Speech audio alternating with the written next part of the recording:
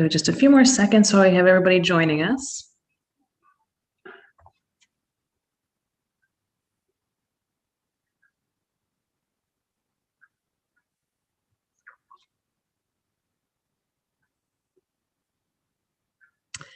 All right, good afternoon, CABMA, and welcome to our virtual convention series and the first session in our self-growth theme. We are thrilled to have Brent here from the Disney Institute to talk to us about Disney's approach to service and how we can each apply these principles to our current roles and within our departments. Brent serves as an account manager where he focuses on the development of personalized solutions and building the initial strategy for their Disney Institute teams to help impact the client's ultimate goals. Brent also worked as a senior sales manager for Disney National Accounts and Resort Sales, where he generated group business for Disney resorts through travel agency, domestic wholesale, and motor coach channels. He also formulated strategic sales plans and developed national awareness campaigns to increase and develop the group market. Brent received his MBA with the marketing concentration from Rollins College and a bachelor's degree in classics and speech communications from the University of Illinois, Urbana-Champaign. Brent, thank you for being with us here this afternoon, and I will toss it over to you to get us started. Nice. Well, it's so nice to be here. Thank you very much. It's a real honor. I had the great opportunity to work with NACDA over the last probably about 10 years or so that I've been at Disney Institute, and it's nice to be back. And so thank you very much for taking time to learn a little bit more about Disney and hopefully some nuggets of information. But I thought at the very least, because we're in the midst of a pandemic, most people haven't traveled at all. We haven't been on an airplane. We all used to travel all the time, me included. I figured I'd start off today with a Disney video just to get us in the mood, get us in the thought process of traveling. Maybe I'll even encourage you to end up traveling to Walt Disney World this summer. So with that, I want to kick off our presentation and share a little bit of Disney magic with you all.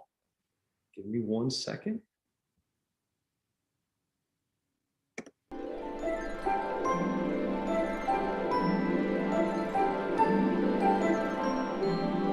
All around the world, every single day, we set out to make magic on land and at sea, in destinations around the globe, all with one goal in mind: to welcome our guests.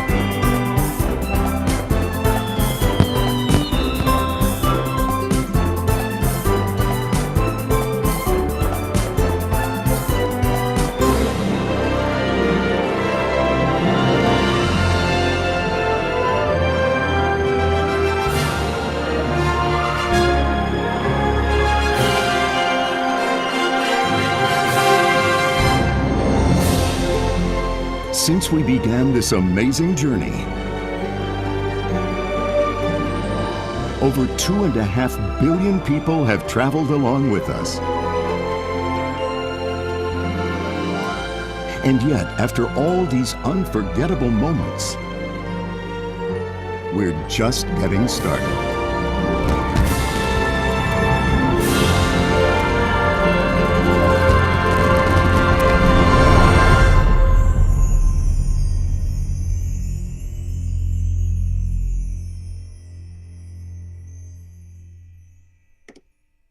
Well, who's ready for a vacation?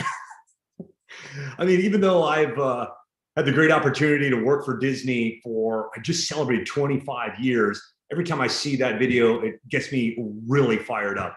Now, yes, that video should have included guests in masks because they're all wearing them now, but just the emotion gets me really, really excited. So hopefully that got you excited as well. So thank you again very much for inviting me, Patricia.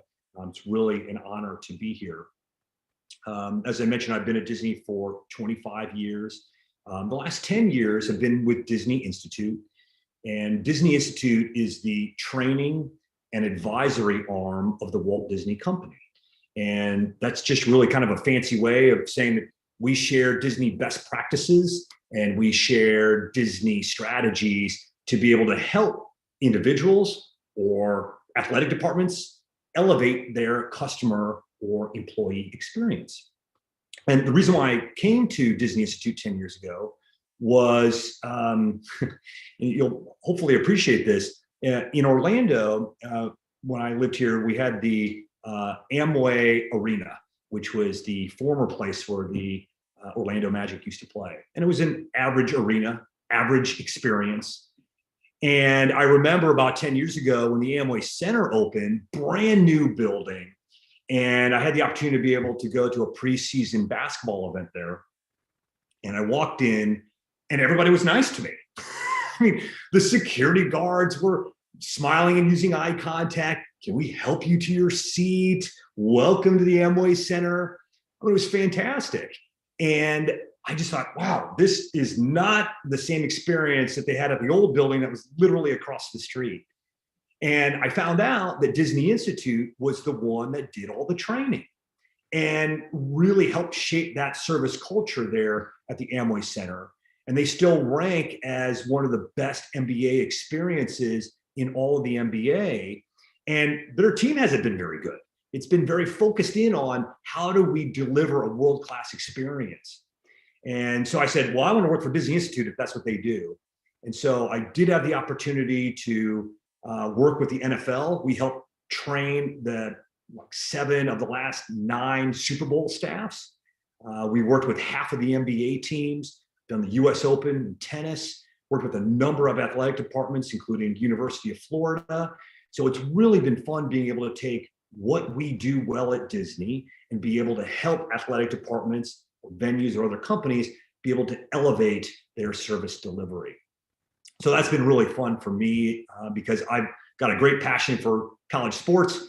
As Patricia mentioned, I went to the #1 seeded University of Illinois Fighting Illini. We didn't do so well in the tournament, but I'm a proud Illini. I also went to Rollins College here for my MBA, so representing Division II. And Disney Institute also has been working with Division II and Division III to help them shape what their service experience may be. So what I wanted to do today is just kind of walk you through how Disney thinks about customer experience, how we get there, and then really unpack some insights, if you will, around leadership. And no matter where you are kind of in your career journey, there's probably some nuggets in there that might be good reminders, or some things that help you think about, gosh, this is something that we should be doing. One of the other things that I wanted to share is, we've all been impacted by COVID over the last year, and Disney Institute is no different. In fact, in the 10 years I worked here, and whatever, close to 25 years that Disney Institute has been around, we had only done in-person deliveries. That's it. And then, wouldn't you know it, about March 18th of last year, we're like, maybe we ought to focus on the internet. And so over the past year, we have really pivoted, and a mass majority of our business is virtual. And so that's really been an interesting transition for us. We built broadcast studios to be able to broadcast Zoom. I'm an account manager, but if we had a real facilitator here, we would have our broadcast studios ready to go to be able to make it more like a television broadcast for the guest. So that's really been a fun transition for us to now navigate the virtual world over the past year. So anyway, let me get into the reason why you wanted me to talk, share a little bit about Disney, kind of the way we think. So the first part I want to start off with is an interesting survey. I want to start off something non-Disney because we'll be hearing enough about Disney over the course of this hour. But every year there's an organization called the Conference Board, and they survey over 1,000, 2,000 senior executives. And they polled them kind of trying to figure out, what does the future ready organization look like? What should organizations be focusing on 5 years from now? And this was pre-COVID, but what I found really interesting is their findings are still true today, if not even more true. So they found that a future ready organization really will be focused in on really two main categories: to be highly customer centric and to redefine work. Now, I'll be honest, I don't know what redefined work means, but I do know what being highly customer centric is. I work for that organization. I work for Disney that is very focused on delivering a high quality customer experience to be world-class. Probably many of you are part of institutions that's your goal as well. And there's a lot of other great organizations that do it equally well. But there were a couple quotes from this survey that I wanted to pull out because it really resonated with me as a consumer, as well as a fan and someone that consumes college sports. So the first quote is, consumers will increasingly place a higher value on the experience of using a product than on the product itself. Customers will increasingly place a higher value on the experience of using a product than the product itself. And there's a lot of ways you can go with this, but from the simplest way for me personally, is I think about my dry cleaner. My dry cleaner provides a product that every dry cleaner does, right? They clean clothes, they clean this shirt. But I go to my dry cleaner because I like them. I pass by 5 of the dry cleaners to go to him because when I first started using them 3 years ago, I went in there, we talk about sports. He's always in there. He knows my name, doesn't have to, look up anything. He knows exactly where my clothes are, gets it, bring it up. And to me, that's what really resonated with me when I read this quote. And on the college athletics side, you think about the experience in your stadiums, your arenas, your campuses. Everybody that's there is judging you based on other experiences that they've had. They're thinking it's not about the basketball game I'm going to, it's how are you making my kids feel? When I'm walking into a football game, is someone giving my kid a sticker? Are they saying welcome? Are they making me feel special? It doesn't matter if we win or lose the game, but what is that experience going into it? Another quote that came out is, companies are essentially competing with the best experience a customer has had with any company, regardless of product or service. It is an extremely high bar to meet, and it widens the field of competition in unexpected ways. So you think about, you're not being compared to, if you're at Williams College, your experience is not being compared to the donor experience at Williams College. It's the dinner they had at the Four Seasons Hotel. It's the suite that they got at the Ritz-Carlton. It might be their Disney cruise experience. So you're not competing against like college experiences. It's every experience. And that's really daunting. So it's really thinking about, well, gosh, if that's the case, we probably need to think a little bit more wider about how we can create a great experience. And it's not necessarily the big things like having a great stadium. For us, we believe it really starts on taking care of the people, making sure that the people, your volunteers, your third-party vendors are doing that. So I would imagine people are thinking, what does Disney think about this?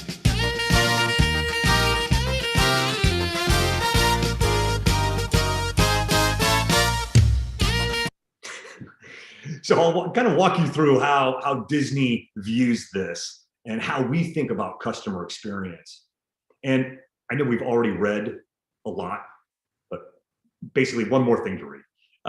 This is our thesis, and this is really what drives us at Disney. Disney's consistent business results are driven by strategically focusing on certain business functions and opportunities in which companies often fail to see the value and potential. And that is a key source of what differentiates us. We have learned to be intentional while others may be unintentional. Being intentional, intentionality is really key. It's really, what are those little things? Not necessarily going the extra mile, but what can I do to just go the extra inch? You know, for those of you, I would imagine, have been to a Disney park. I mean, heck, NACDA, we come down here just about every year, so I'm sure you've probably come to our parks before. But what most people talk about is just those little details that Disney does that others may not. And that's exactly what this talks about. And so as we think about this, about how Disney thinks about their business, you know, most people look at us and say, wow, how are you guys so consistent? How is it that when I call you on the phone, when I go to Disney Springs, when I take a cruise, I go to Disneyland, I go to Disney World, there's that consistency. How do you do that? Well, it's a method. It's not magic. And I'll walk you through the way we look at it. And it really starts, really for us, is using the end in mind. So very, very similar to college athletic departments. Our goal is the intent to return and the intent to recommend. The intent to return, the intent to recommend. And that's on everything. That's for a guest coming to the Magic Kingdom. We want them to come back, or we want them on their phone saying, oh my gosh, if you're going to take one vacation, you have got to go to Walt Disney World. We also look at that on the side for the employees. We want to create a great experience for our employees where they're saying, wow, if you're going to work somewhere, you might as well work at Disney. They've got such a great culture. But this is what really drives us. And it's important to say that I'm not saying that profits are number one. It's not. And I know that in everything that we do, we are not the least expensive in anything. For those of you that have been here or engage with us in any way, we are usually the most expensive. But for us, it's really creating a world-class experience where people want to return. And the way we start that off, the way this all begins for us, is a common purpose and a brand promise. So a purpose for us is kind of the great unifier of how Disney thinks. And so for us at Disney, our purpose is we're here to create happiness. We're here to create happiness. And that drives everything that we do. For some of you, you might be cackling, thinking, that sounds so corny. And for some it is. That's great. But we don't want you to work here. If you think that's corny, that's not something you like, that's fine. And that's exactly one of the reasons why we have a purpose. Because if you've got that unifier, you know, Simon Sinek talks about, you know, the power of why. And this is our why, creating happiness. And it really does in everything that we do. And even when we work with departments, it becomes internally, hey, how are we going to take care of this guest? How are we going to take care of this client? If we're all here to deliver happiness, then let's come together, drop our silos, and figure out how to solve this. And in my 25 years here, you see that all the time. The second part there is brand promise. And that is kind of the way we think about how we market our products. And for us, that brand promise is special entertainment with heart. Special entertainment with heart. So as we think about the Disney experience and, you know, maybe how you think about your experience, you know, how do you create an environment where you got this great intent to recommend or intent to return? Well, by having quality service. It's by creating an event where or experience where people are saying, wow, that's incredible. And I think about all the little things. You know, countless times I've been at Disney and, you know, you'll see a cast member get down on one knee and look at a little girl and say, Princess, welcome to the Magic Kingdom. Now, I'm the father of 2 daughters, and every time I see it, it makes my heart melt. And I mean, I work here. And I can only imagine if you're a guest that just paid thousands of dollars to be here, you're thinking, I'm coming back because of that moment, because I don't get that anywhere else. And what I love being able to share with people in athletics, that didn't cost us anything. That getting down on one knee, saying, Princess, welcome to Magic Kingdom, cost us $0. That's important. It's not the big video scoreboard. It is the little things, the personal touch. That's really important. It's all those little things. And also on quality service, the flip side of that is, how do we recover when things go wrong? And as you can imagine, things go wrong a lot at Disney. We've got millions and millions of guests that come to Disney. Things happen. The way we look at it too is, if we know that something goes wrong on someone's vacation, or in your business, anything where there's a service issue, if you're able to recover from that issue, that guest is more loyal to us than if nothing happened at all. So I'll repeat that. It's having the system in place where if something goes wrong and we recover, that guest is more loyal to us than nothing happened at all. Now, some of you may say, oh, but Disney, that must be easy for you because all of these people at Disney are all Disney employees. Well, that's not true.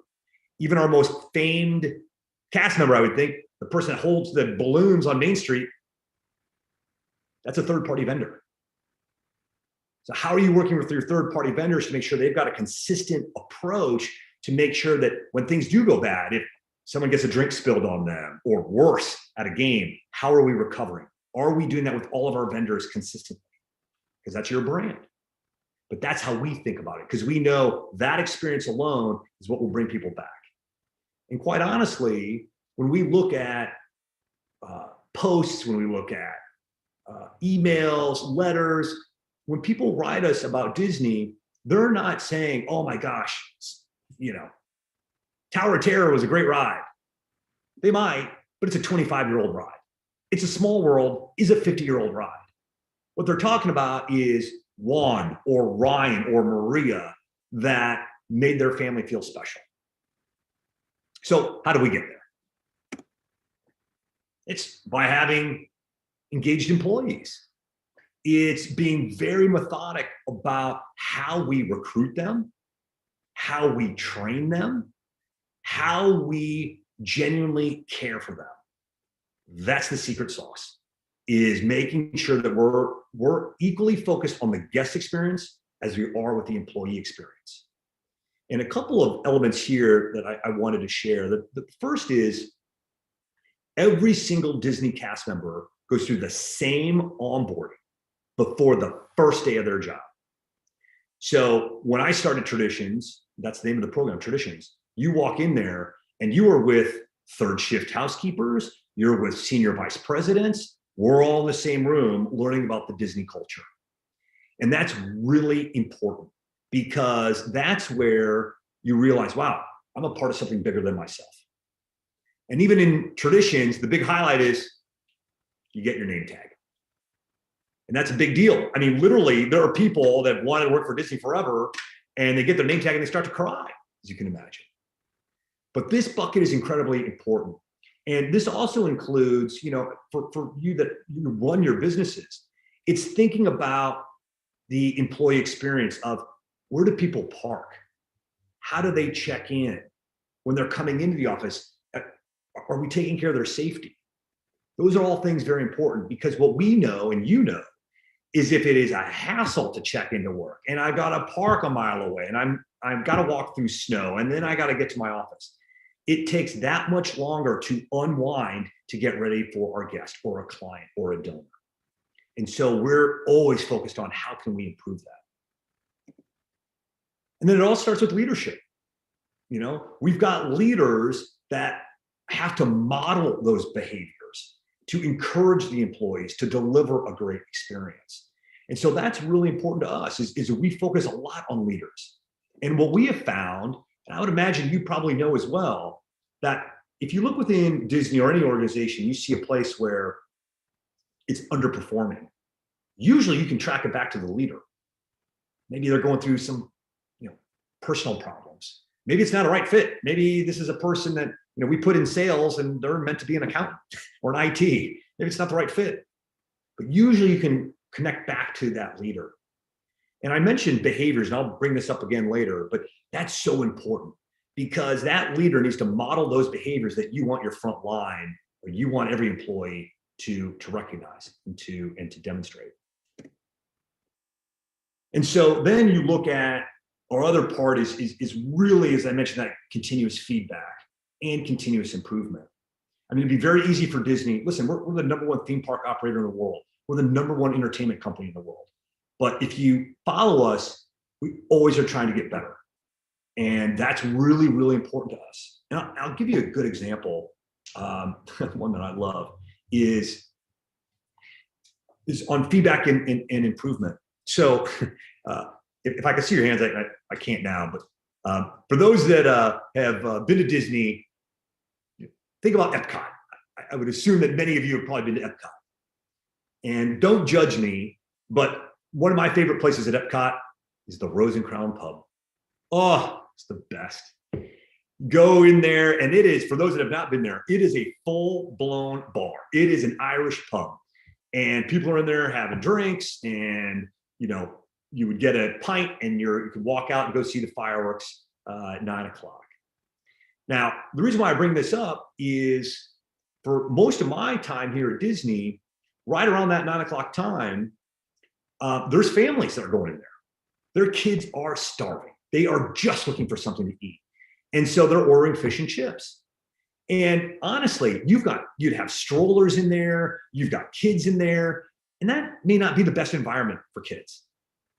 And so the wait staff and the bartenders at the Rose and Crown said, hey, we've got a problem. And they said, listen, we've got all of these kids in here and we're trying to deliver a great experience. But gosh, at the end of the day, we're trying to make tips and get, serve drinks and get more people through. So they said, but we keep having to order food. We've got guests in here. So we need to figure out a solution. And so they did. So the leaders at the Rose and Crown Pub said, okay, well, let's take just a tick mark on every time someone orders fish and chips. So they did. And what they realized was cast members were right. They had a lot of people ordering fish and chips from the bar. So much so that they actually built a fish and chip stand right next to the Rose and Crown Pub. Now, I haven't seen the pro forma for that fish and chip stand, but I'm pretty confident to say that that's probably one of the most lucrative fish and chip stands in the world. Every time I'm at Epcot, I don't care when you're there, there's a line. And what I love about that story is that was not Bain Consulting or McKinsey coming in saying, you need a fish and chip stand here. No, it was part-time staff saying, we've got a problem, we need to figure out how to fix it. And Disney listening to that feedback, measuring it, then being able to improve upon it. So next time you're at Epcot, hopefully you'll think of me as you walk through the Rose and Crown and just see how that is a great example of continuous feedback and improvement. And as we think about feedback, it's in a number of ways. It's the feedback from our guest. It's the feedback from our cast. So what are the cast members seeing? And then our leaders to our cast. So just kind of that 360 model is how can we improve in all those different areas? So I want to dive into a couple other concepts while we have the time. What we look at too is, kind of this idea when we think about customer experiences, it's better to change 1,000 things 1% rather than changing one thing 1,000%. We're right back into that element of being intentional about everything that we do. Even just holding a Mickey Mouse up against your mask, just to be able to make it a little bit more fun in these COVID times. Another example that I really like, and I've shared with many venues, I got a picture here, and I remember we were in a security staff training, and what we learned was some of our security guards at Disney, they would hold a autograph book. And what they would do is that they would go up to little princesses like this and ask the princess for their autograph. Wow.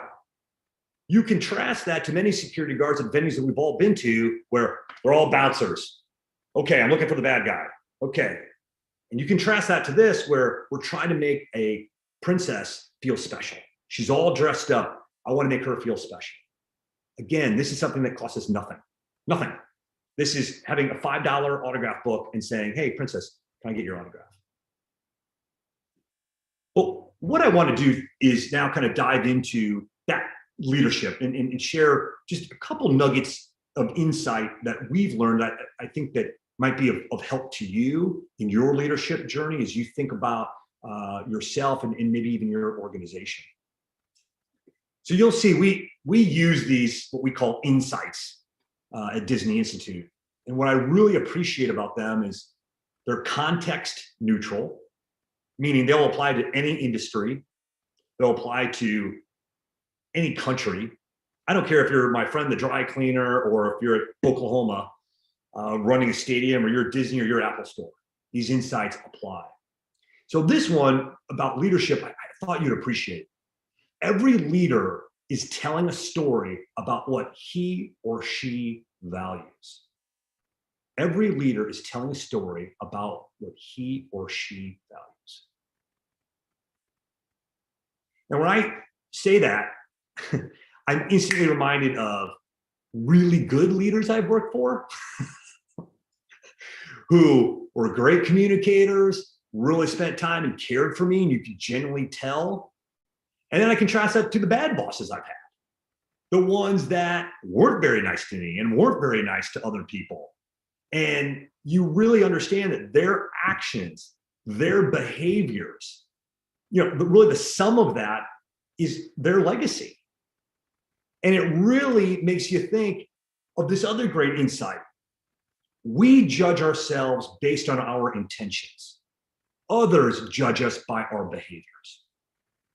We judge ourselves based on our intentions.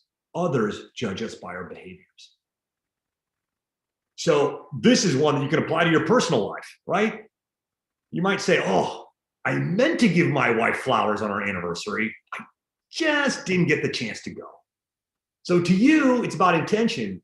To your wife, she might be thinking, I can't believe you missed our anniversary. You might think too with college athletes, hey, are you going to do the voluntary workouts? Are they showing up and doing them? What are their behaviors showing? And that is so critically important because that, again, is your behaviors influence those around you.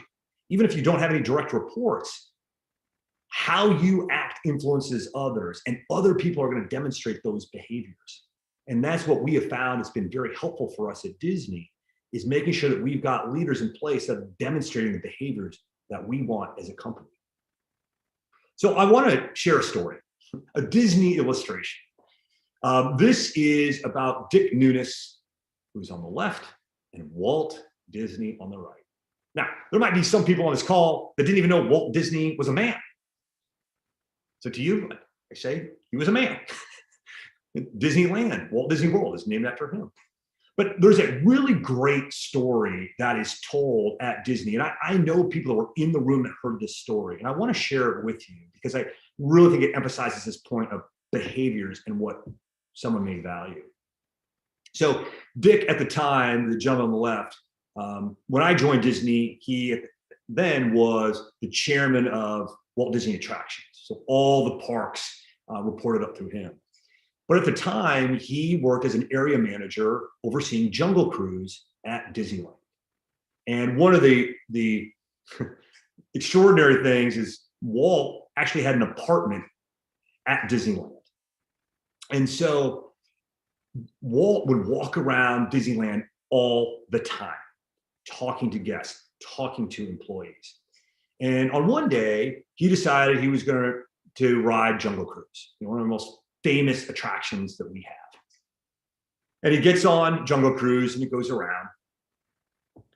And he comes off the boat, and Dick Nunis, right, is an aspiring executive, runs over to him. Walt, how was it? And Walt had both eyebrows raised. And he said, how long is this attraction supposed to last? And Dick said, well, it's supposed to be about 7.5 minutes. And Walt said, that was about 3 minutes. And I was going so fast, I couldn't tell if I was passing rhinos or hippos. And I can only imagine if the park is named Disneyland and he's giving you feedback, that has got to be soul crushing. And so Dick said, okay, well, would you mind showing me exactly how you want the Jungle Cruise to be run and how the tour should be led? He said, absolutely. So Walt got on one of the boats and took Dick around. And I can only imagine now as a cast member, can you imagine someone with the creativity and the storytelling ability of Walt Disney giving you a private tour, hosting the Jungle Cruise? Man, that is really cool. And so, Walt did the tour, did all the corny jokes. They go through underneath the waterfall. He said, ladies and gentlemen, the backside of water. And let that go. And Dick took copious notes. Okay, I understand. So what Dick did was he took the time the next week to train all of the skippers that do the Jungle Cruise how to do the spiel, how to do the tour. And so he was all excited. He's like, okay, I'm ready for Walt. And each week, Walt would just kind of walk by and just give him a little wave, not stop by. 1 week went by, 2 weeks went by, 3 weeks went by. Finally, Walt shows up, gets on the boat, takes the cruise. Dick, of course, walks over there, how was it, Walt? Before Walt could even step off, he went in the next boat, rode that, then the next boat, then the next boat, then the next boat. Went on every single Jungle Cruise ride. And I think about him in the context of today. We know a lot of very, very busy senior executives, people that have got a lot of work on their plate. And particularly, if you can imagine Walt Disney, you got movies, theme parks, TV shows. I mean, he's a very busy man. To be able to spend that time on one attraction is incredible. When he walked off the last boat, he just walked past Dick, gave him a thumbs up. Good job. And I tell that story because if you're a leader and you're Dick and you're looking at Walt, you're like, well, I know what he wants. He values consistency. He is willing to coach me on how he wants things done. That is a very powerful story and one that we tell all the time. And I think it's really important to share. And one of the lessons that also come out of that is great leaders do not allow themselves to become separated from the occurrences on the front line. Great leaders do not allow themselves to become separated from the occurrences on the front line. And you think about that, and within college athletics and pro sports, I saw this all the time. Where you're like, where's the athletic director? Where's the president of the team during game day? Oh, well, they park underneath the stadium and they take an elevator and go right up to their suite. Oh, so they're not walking around thanking employees and listening to guests? No. Oh. And you contrast that to Walt Disney. He's walking around the park. He's one of the busiest people in America at the time. He's taking that time. So when you're separated from the front line, you're not getting that feedback. You're not hearing, what can we do to improve? And oftentimes in college athletics, on the business side of the house, people are saying, oh, well, that's not my job. I'm in IT. I don't need to do that. That's for Aramark. That's for Monterey. But think about it. If you could go in there and you represent that school, I don't care if it's Williams College, Amherst, Rollins, Oklahoma, Illinois, Florida. And if you walk around as a representative and say, hey, I just want to say thank you for what you've done, that's incredibly powerful. And being able to learn from a business perspective, hey, what are some of those things that we might be able to improve to make the experience better or make the employee experience better? So just something to think about. And speaking of recognition, I kind of want to dive into this for just a couple of minutes and share an activity, because I think this is the world's fastest Disney Institute activity. But I think it really drills home a great point. So I want you to take a look at this list. I'm going to give you about 30 seconds.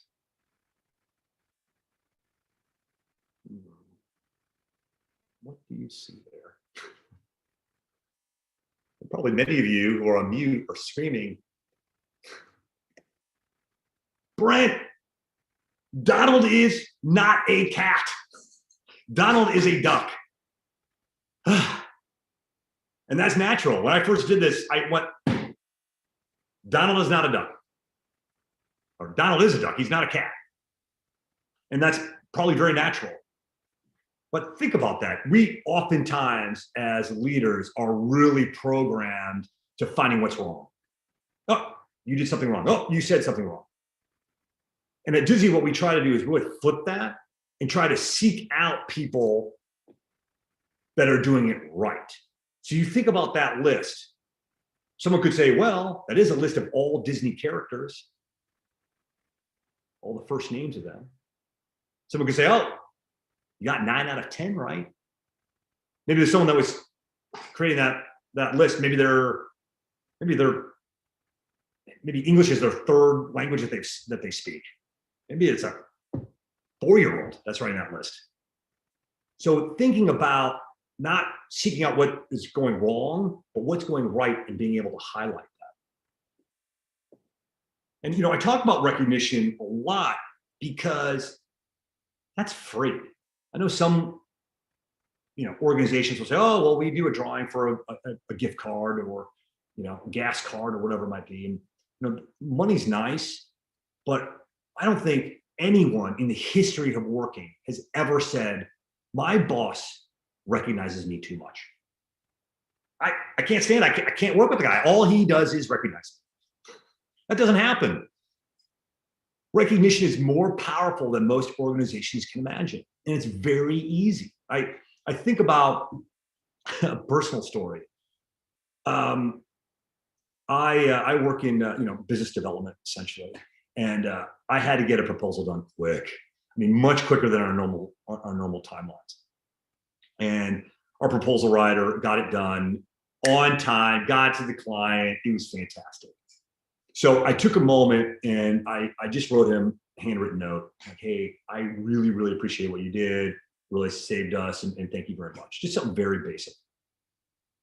And I remember walking by his cubicle, and he had that thumbtacked up on his wall.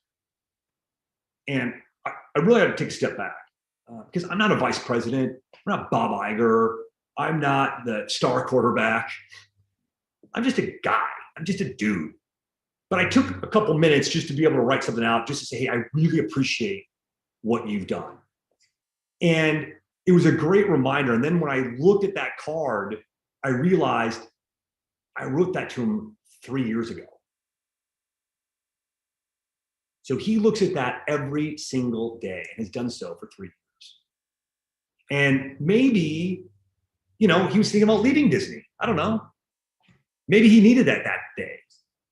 And I think about that if everybody could do that just a little bit more. Maybe it's recognizing your assistant or your admin or your coordinator or your lawyer or whomever helps you, just taking that extra time.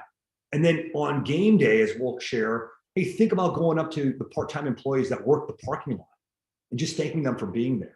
Ask them what you can do to help them. It's so powerful. And the great thing about it is it literally costs you just your time. It might be just seconds of being able to do that. So it's just a nugget for you as you kind of think about personally, how you might be able to take some of these concepts, and you think about recognition is really an easy one for yourself personally. And that's really what I wanted to do today. You might, the other thing too, I'll be honest, is you might be thinking too, oh my gosh, Brent, this is great. How can I learn more? Are there other things Disney Institute does that can help me as an individual or help me, my team, or me, my athletic department? The answer is, oh yes, there is. So I just wanted to share a couple of things with you, just so you know.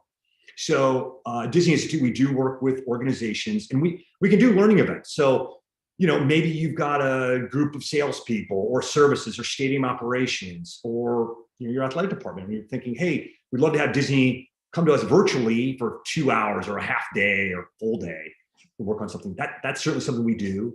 And as I mentioned, our costs now, because we're doing it virtually, is a heck of a lot less than what it was when we would show up in person. So that's really nice. Same great wisdom and insights, less expensive. We also offer advisory services. So if you had, your athletic director was just talking today, hey, we need to do better because we're going to be bringing in new fans coming in the 21 football season, we're happy to help you. We've worked with other athletic departments. We can help shape that customer experience framework and help you roll that out. On the personal side, you might be thinking, okay, well, I don't have that kind of budget. What can I do personally? Well, what we did is we did launch professional development courses. We've got basically two: online live. So you join these classes. They're with people from around North America, from different industries, different walks of life. And you can take a class in leadership or employee engagement, which is culture, or quality service. They are 5-hour classes, but we do take a lot of breaks. We have breakout rooms, and clients have told me it really goes by very quickly. We also offer on-demand courses as well. So even for less money, we've got on-demand. So it's kind of, think about, Netflix. You're able to go at your own pace, and you're able to have access to those courses for up to 1 year.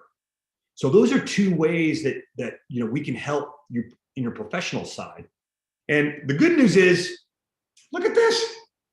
Disney has got a sale.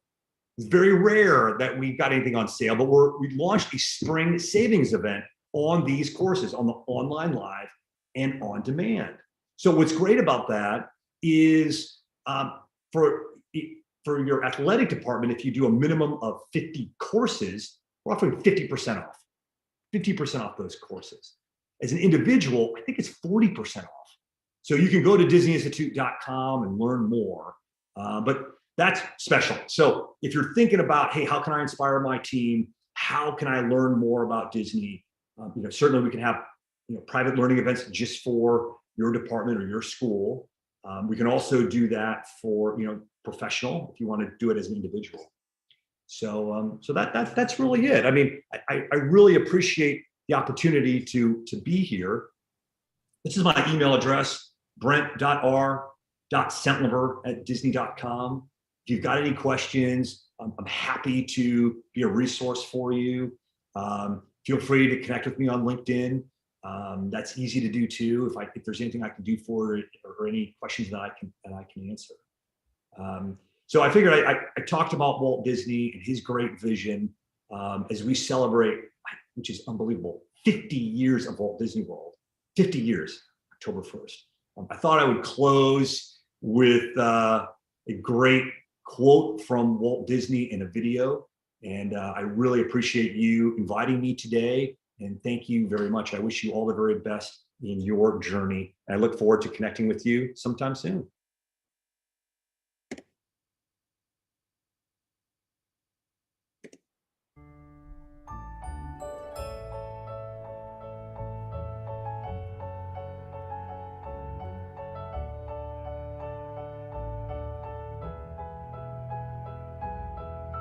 Well, I think by this time, my staff, my young group of executives and everything else are convinced that Walt is right, that quality will out.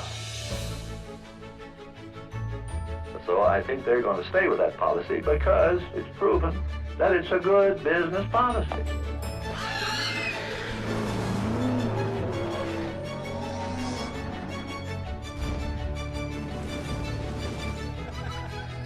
Give the public everything you can give them. Keep the place as clean as you can keep it. Keep it friendly, make it a real fun place to be. I think they're convinced, and I think that'll hang on after, as you say, after Disney.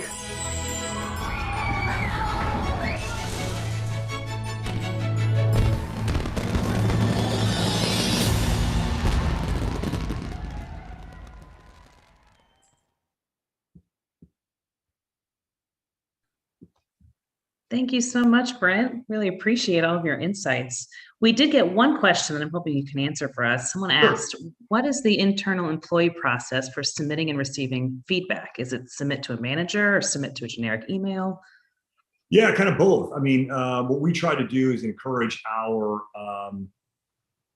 interaction between the leader and the employee. So instead of having, oh, I have one meeting with them once a year, it becomes having standard meetings with them almost every week. And that gives an opportunity to be able to share, to have those one-on-ones. We do employee surveys as well. So employees can share that feedback. But usually when it comes down to something from a business perspective, that's something that, most managers, that's a real focus on, finding out what some of those best practices might be and how we might be able to improve. Great. Well, thank you again for joining us and sharing your Disney Institute experience with us. I think we all took away some great tips and insight to apply within our own roles. Great service and leadership are definitely skills we know that can be learned and attained and certainly applied with any job title or office someone may work in. I also now really am ready for a Disney vacation, so thank you for that. But thanks again for being with us. And for CABMA, our next self-growth session will be held on April 8th at 3 p.m. Eastern Standard Time on charting your career. So be on the lookout for details and registration information. And with that, we'll let you out all a little bit early on this Wednesday, and have a great rest of your week. And thank you again for joining with us.